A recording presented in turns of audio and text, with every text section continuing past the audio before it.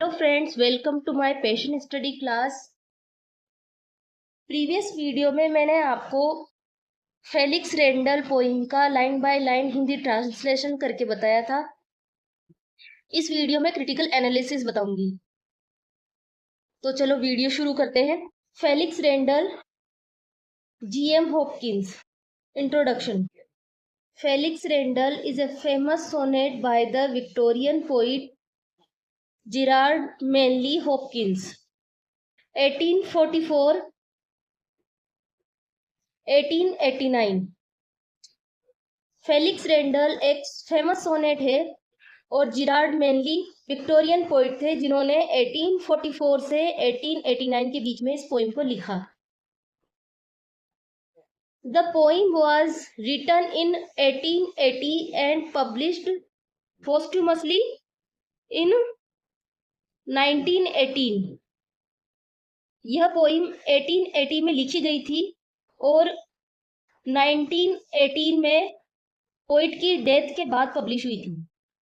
The poem presents the death of Felix Rendel, a strong and hard-working farrier, a person who shoes horses। यह poem Felix Rendel की death के बारे में बताती है, जो कि एक स्ट्रॉन्ग और हार्ड वर्किंग फेरियर था, लुहार था। लुहार जो घोड़ों के लिए जूते बनाता है। The speaker is a priest who had cared for Felix during his illness। इस पोइम में जो स्पीकर है वो प्रीस्ट है, एक चर्च के फादर है। Who had cared for Felix during his illness, जो फेलिक्स की उसकी बीमारी के दौरान केयर करते हैं। Through Felix' death, Hopkins explores human suffering, death, spiritual connection, sympathy, and the relationship between a priest and his parishioner। Through Felix' death, Felix की death के माध्यम से हॉपकिंस एक्सप्लोर करते हैं, खोजते हैं ह्यूमन सफरिंग्स को, मानवीय पीड़ाओं को, डेथ मृत्यु को, स्पिरिचुअल कनेक्शन आध्यात्मिक कनेक्शन को, सिंपैथी सहानुभूति को, and the relationship between a priest and parishioner, और एक पुजारी और एक पादरी के प्रदेश में रहने वाले व्यक्ति के लिए पादरी के साथ पादरी का रिश्ता कैसा होगा, इसकी खोज करते हैं। The poem is especially important because it shows how illness and suffering can transform a relationship between two people। The poem is especially important। यह पोइम विशेष तौर पर इसलिए महत्वपूर्ण है क्योंकि यह दिखाती है कि कैसे इलनेस, बीमारी, और सफरिंग, उससे पीड़ित होना, कैन ट्रांसफॉर्म, बदल सकता है, रिलेशनशिप बिटवीन टू पीपल, दो लोगों के बीच के रिश्ते को किस तरीके से बदल सकता है। क्योंकि प्रिस्ट उसकी केयर करते करते, उस फेरियर की केयर करते करते उससे इमोशनली जुड़ चुके थे, इसलिए ऐसा कहा है। The priest first knows Felix mainly a strong working man, but during his illness they develop a deep emotional and spiritual bond।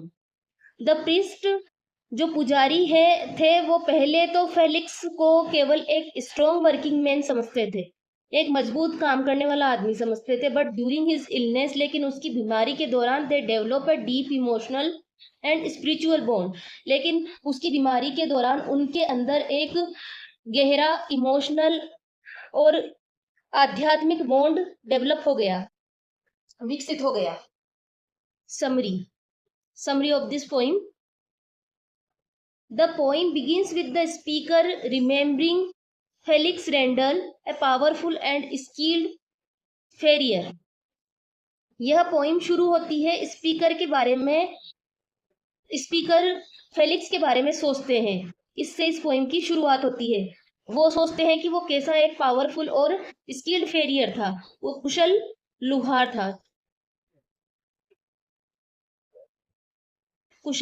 था। Felix was once physically strong, but a serious illness weakened him and eventually caused his death. Felix पहले एक physically strong person था, strong man था, लेकिन illness ने, बीमारी ने, serious बीमारी ने उसको कमजोर कर दिया, वीकेंड हिम, उसको कमजोर कर दिया, एंड इवेंचुअली, और आखिरी में उसकी मृत्यु का कारण बनी, कॉज्ड हिज डेथ, उसकी मृत्यु का कारण बनी. The speaker, who is a priest, had visited and cared for Felix during his illness, his final illness. The speaker, who is priest, speaker जो कि पुजारी है, had visited and वहाँ फेलिक्स के पास गए और उसकी केयर की जब वो बीमार था, उसकी बीमारी के दौरान उसके पास गए और उसकी केयर की. फेलिक्स's death deeply affected the priest. Felix की डेथ ने प्रीस्ट को डीपली अफेक्ट किया, गहरा उन पर प्रभाव डाला. फेलिक्स की डेथ ने प्रीस्ट के ऊपर गहरा प्रभाव डाला. The priest realises that through caring for Felix he himself has also been emotionally affected. Priest यह महसूस करते हैं कि उसकी बीमारी के वक्त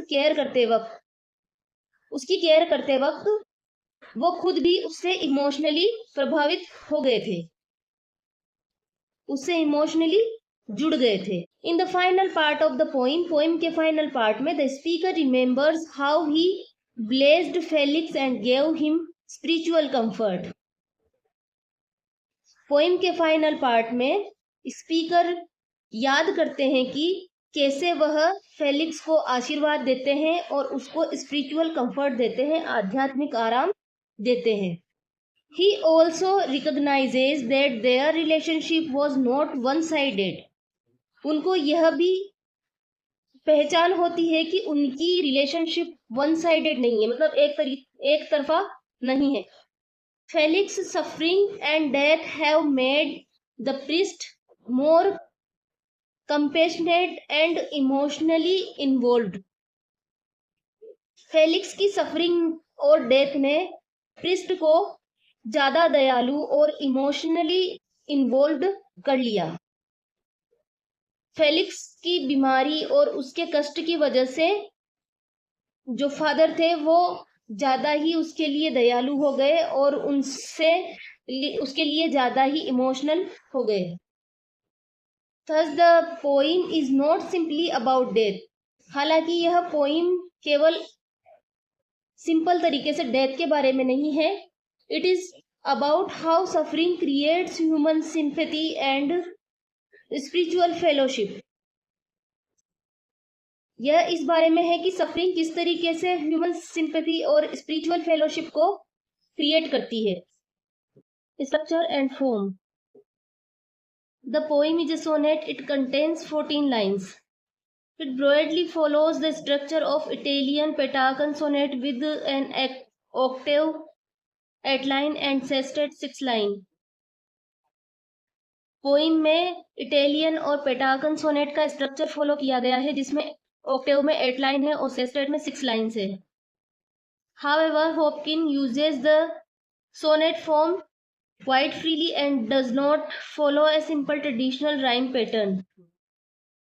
Hopkins sonnet form quite freely use करता है और सिंपल ट्रेडिशनल राइम पैटर्न को फॉलो नहीं करता है. Octave.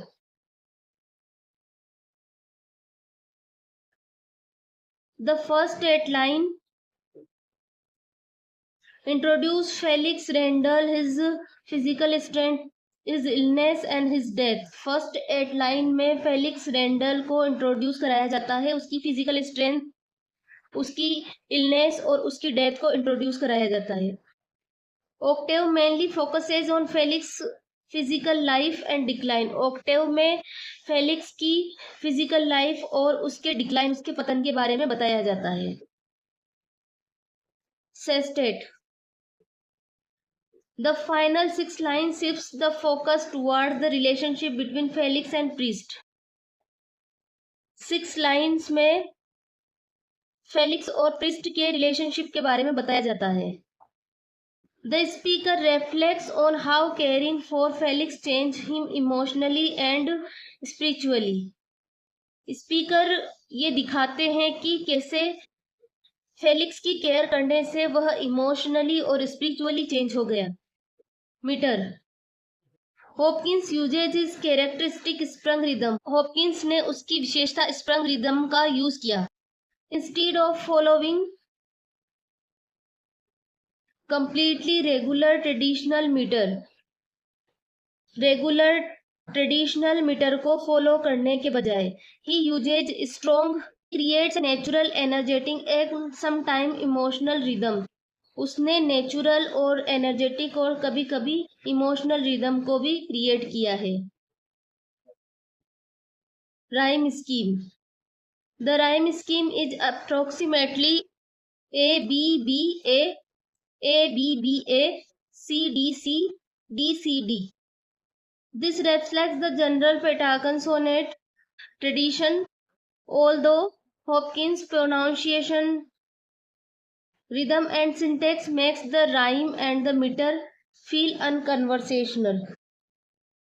Literary device. Alliteration. Hopkins frequently repeats consonant sounds. Hopkins लगातार consonant sound का यूज करते हैं. कॉन्सोनेंट साउंड को रिपीट करते हैं. For example, the repeated F sound in phrases associated with Felix work and physical strength creates a forceful musical effect. For example के लिए F sound का रिपीटेशन फेलिक्स के वर्क और फिजिकल स्ट्रेंथ में एक म्यूजिकल इफेक्ट क्रिएट करता है. Effect. It gives the poem energy and emphasises Felix powerful personality. यह पोइम को एनर्जी देती है और फेलिक्स की पावरफुल पर्सनालिटी पर जोर देती है. Assonance. The repetition of vowel sound contributes to the musical quality of the poem. Vowel sound के रिपीटेशन से पोइम की म्यूजिकल क्वालिटी बढ़ती है.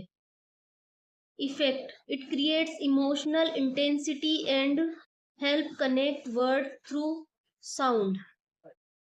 यह भावनात्मक तीव्रता को बढ़ाती है और साउंड के जरिए वर्ड्स को कनेक्ट करने में हेल्प करती है. Consonance. Hopkins uses repeated consonant sound within and between words. Hopkins शब्दों के बीच में consonant sound को repeat करते हैं. Effect. It strengthens the rhythm and gives the poem a distinctive sound pattern. यह rhythm को strength देता है और poem को distinctive sound pattern देता है. Imagery. The poem contains strong physical and occupational imagery, especially imagery connected with Felix's work as a farrier. Poem में strong physical and व्यावसायिक imagery है, especially फेलिक्स के एज ए फेरियर वर्क करने से connected है. Felix is presented as a strong working man whose physical power is gradually destroyed by illness. Felix को एक strong working man के रूप में प्रस्तुत किया गया है जिसकी फिजिकल पावर बीमारी की वजह से धीरे धीरे खत्म हो गई. Effect. The contrast between his farmer strength and later weakness makes his death more moving. उसकी फॉर्मर स्ट्रेंथ, उसकी ताकत और बाद में उसकी कमजोरी के बीच में कॉन्ट्रास्ट उसकी डेथ को और ज्यादा गतिशील बना देता है. Metaphor. Hopkins uses metaphorical language to describe the effect of illness and suffering. Hopkins ने मेटाफोरिकल लैंग्वेज का इस्तेमाल किया इलनेस और सफरिंग के इफेक्ट को डिस्क्राइब करने के लिए, वर्णन करने के लिए. The physical decline of Felix can also be understood as a symbol of human mortality and weakness of the human body. Felix के शारीरिक पतन को मानव शरीर की कमजोरी और मानव की नश्वरता के प्रतीक के रूप में भी समझा जा सकता है. Contrast. A major contrast is between, major contrast इनके बीच में है स्ट्रेंथ एंड वीकनेस, ताकत और कमजोरी, हेल्थ एंड इलनेस, स्वास्थ्य और बीमारी, लाइफ एंड डेथ, जीवन और मृत्यु, physical power and spiritual power, शारीरिक शक्ति और आध्यात्मिक शक्ति. Felix was once a man, strong man, but illness makes him dependent on others. Felix पहले तो एक मजबूत व्यक्ति था, ताकतवर व्यक्ति था, लेकिन बीमारी ने उसे दूसरों के ऊपर निर्भर कर दिया. Effect. This contrast emphasises the fragility of human life. This contrast emphasises the fragility of human life. यह कॉन्ट्रास्ट ह्यूमन लाइफ की फ्रेगिलिटी, कमजोरी के ऊपर जोर देता है. एंजेबमेंट. Hopkins often allows a sentence to continue from one line into the next without a strong pause. Hopkins अक्सर एक सेंटेंस को एक लाइन से दूसरी लाइन में बिना किसी पोज के कंटिन्यू चलने देते हैं. Effect. एंजेबमेंट creates moment and reflects the speaker's emotional thought as they develop. Enjambment moment create करती है और स्पीकर के भावनात्मक विचार जैसे उसके मन में आ रहे हैं उसको रिफ्लेक्ट करती है, दिखाती है. Caesura. There are pauses within line that interrupt the normal flow of the words. Line के बीच में पॉजेज है जो पोइम के नॉर्मल फ्लो को इंटरप्ट करते हैं, बाधित करते हैं. Effect. These pauses give emphasis to important ideas and imitate the natural moment of speech. ये pauses important ideas पर जोर देते हैं और स्पीच की नेचुरल मोमेंट को इमिटेट करते हैं, नकल करते हैं. Inversion. Hopkins sometime changes normal word order. Hopkins कभी नॉर्मल वर्ड्स के क्रम को चेंज कर देते हैं, उल्टा कर देते हैं. Effect. Inversion help him maintain his rhythm and rhyme while also emphasizing particular word. Inversion rhythm और राइम को मेंटेन करने में मदद करते हैं जब पर्टिकुलर वर्ड पर जोर दिया जा रहा हो. Religious imagery. As a priest, the speaker uses religious ideas and imagery connected with blessing, prayer, spiritual care and salvation. As a priest, एक priest के रूप में speaker uses religious ideas. Speaker religious ideas को use करते हैं और imagery को connect करते हैं blessing से, prayer से, spiritual care से, आध्यात्मिक देखभाल से और सेल्वेशन, मोक्ष से. Effect. The poem become more than a description of physical death. एक शरीर की मृत्यु से ज्यादा पोइम हो चुकी है. It becomes a reflection on Christian compassion and spiritual fellowship.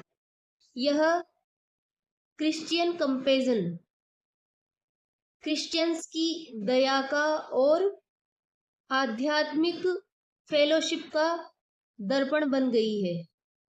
Symbolism, प्रतीकवाद. Felix illness and death symbolise the transience of physical strain. Felix की बीमारी और मृत्यु शारीरिक शक्ति का अस्थायी होने का प्रतीक है. His transformation from a powerful warrior to a weak and dying man reminds us that even the strongest human beings are ultimate mortal. His transformation from a powerful farrier to weak and dying man.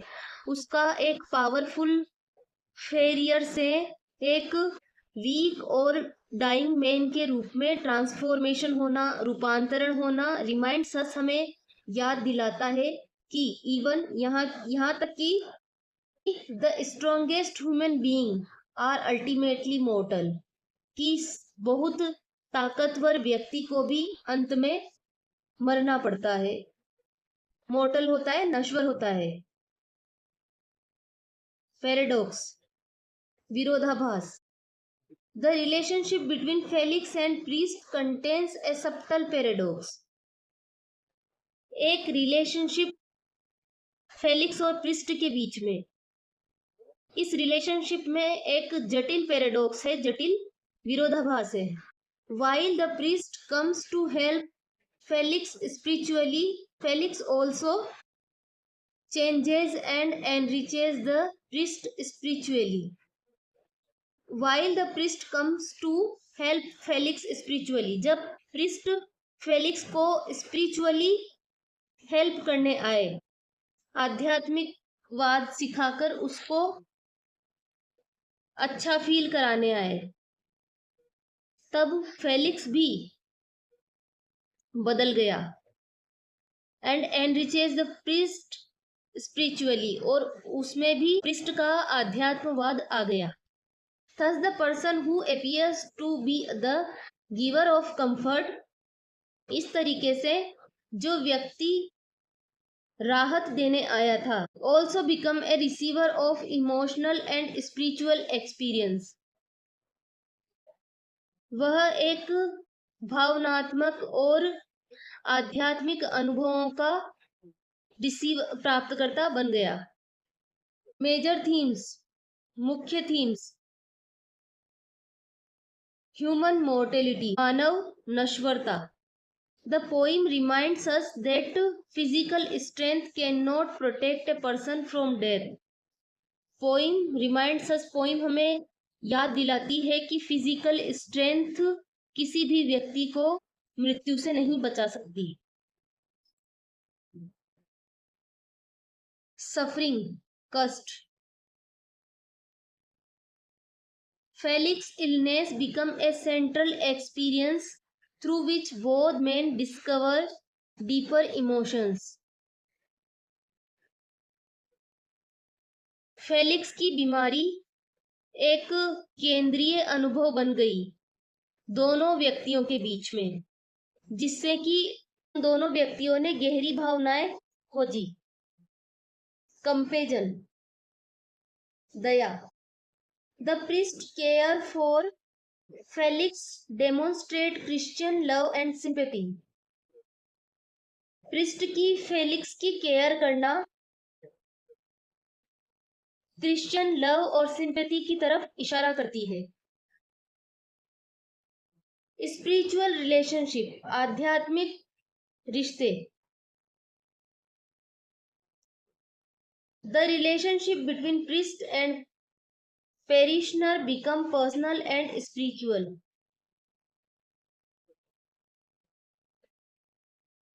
Priest और parishioner means पादरी के शहर में रहने वाला व्यक्ति, तो पादरी और पादरी के शहर में रहने वाले व्यक्ति के बीच पर्सनल और आध्यात्मिक रिलेशनशिप बन गया था। डेथ एंड ट्रांसफॉर्मेशन, मृत्यु और परिवर्तन। Felix's death changes the priest's understanding of human suffering and his own role as a priest.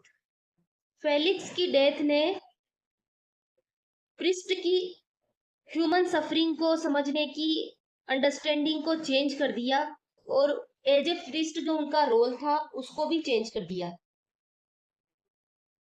Physical vs spiritual life, physical vs spiritual life, शारीरिक वर्सेस आध्यात्मिक life. The poem contrast Felix physical strength as a farrier with his spiritual vulnerability during illness.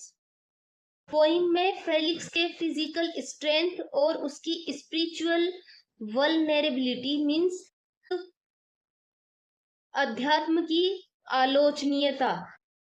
बीमारी के वक्त वह आध्यात्म की आलोचना करने लग गया था।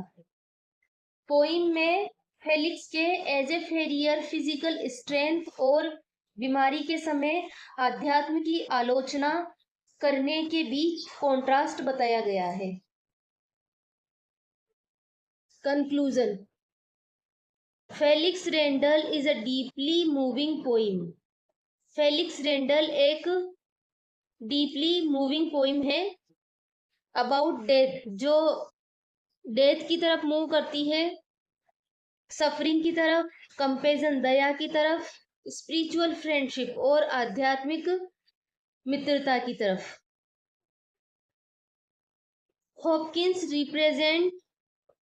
Hopkins present Felix not merely as a dead man। Hopkins Felix को न केवल एक मरता हुआ आदमी बताता है, but also a strong working man, बल्कि एक स्ट्रॉन्ग वर्किंग मैन भी बताता है। हुज इलनेस रिवील्स द, जिसकी बीमारी